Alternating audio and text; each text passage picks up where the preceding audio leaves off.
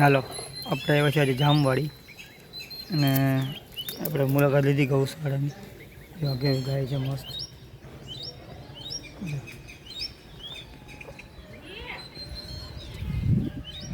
જે ગાયો છે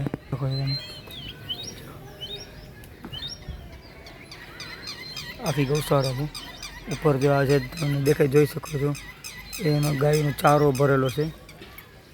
હવે આપણે અહીંયા વાત એ કરવાની હતી એક મસ્ત મને છે ને આની વ્યવસ્થા જે ગમી મને. અહીંયા એવી સિસ્ટમ છે કે તમારે ઘરે ગાય હોય, જેને ઘરે ગાય હોય ને એને ઘરે નહીં રાખવાની, ગૌશાળા જ રાખવાની.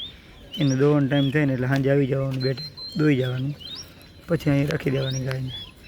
એક ઘર દીઠ 1000 રૂપિયા ભરવાના દર મહિને.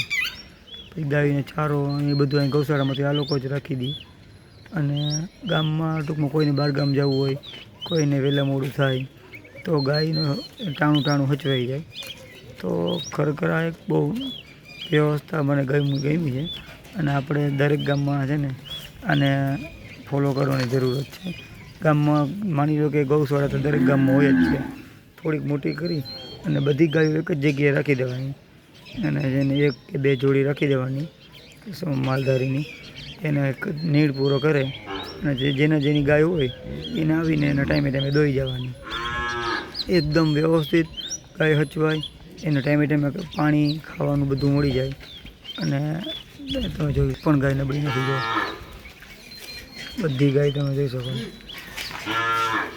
જો વાછડાના નાના વાછડા છે તો એની વ્યવસ્થા અલગ જોઈએ. અંદર ઓલું છે તમે જોઈ શકો છો. તો બધા એમાં દરેક વાછડા આવી જાય છે એમાં.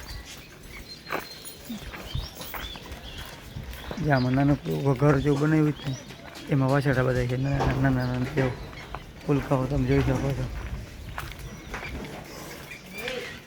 દેખાય જો.